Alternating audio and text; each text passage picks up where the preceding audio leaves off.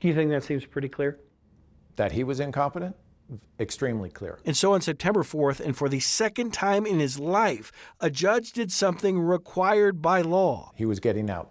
I wasn't told when he was getting out, what the terms of his release were, just that the case is dismissed. Not required by law. Any specific way to do it. They let Joe know that he's going to be released sometime between 11 and 1 in the morning.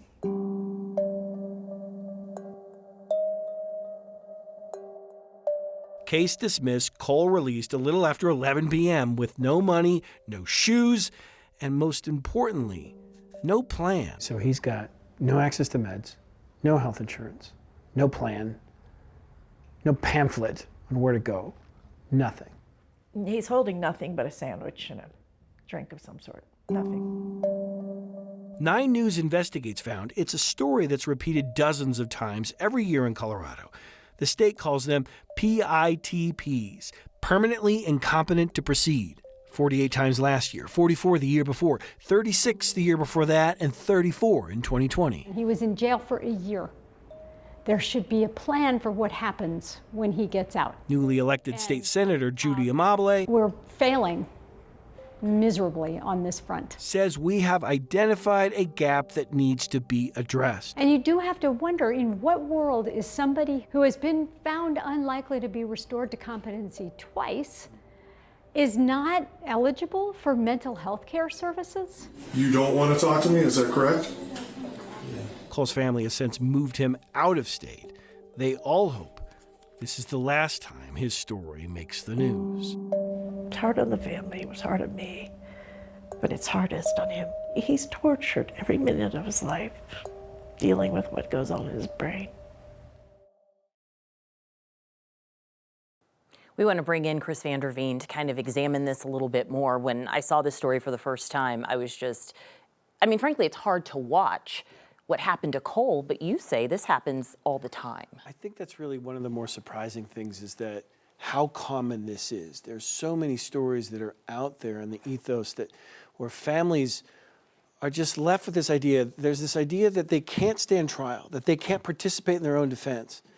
Yet at the same time, they're okay to just get out of jail, and it's like good luck with the rest of your life. And I think everyone can agree that's not the way things should be done. We should not be releasing somebody like Cole at 11:30 at night with no health insurance, no pamphlet on what to do, no contact with anybody. But it really is that idea of like, good luck with the rest of your life, figure it out now. And that's what the state of Colorado is doing multiple times a month, and that's a problem.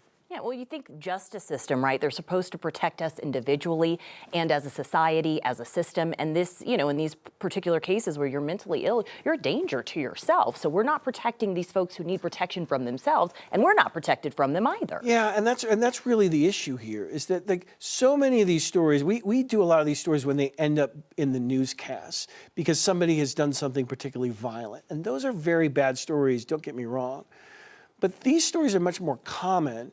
And they don't necessarily involve like another massive act of violence, but they do put people back on the streets. These are people that end up back in ERs, they end up back in jails. It is that cycle that gets repeated. And until we sort of realize, if we say to somebody, look, you're incompetent to go to trial, you cannot participate in your own trial, then we have to come up with a way to make sure that that person doesn't just fall through a massively big crack once they get out of jail with no system in place.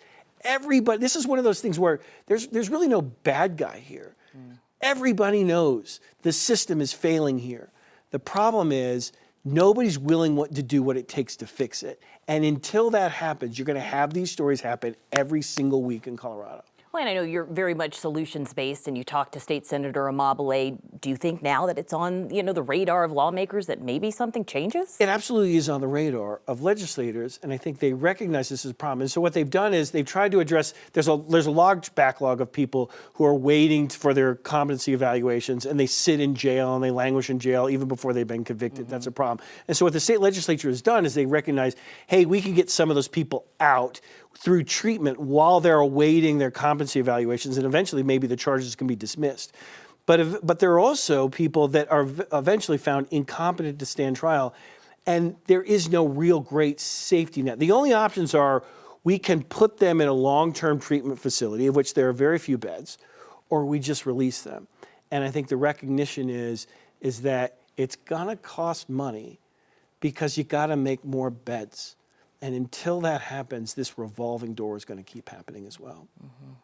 Thank you, You for bet. drawing some attention to this, and we know you'll stay on top of it. We will. We'll be hearing more about this. Yep. Thank you so much, Chris.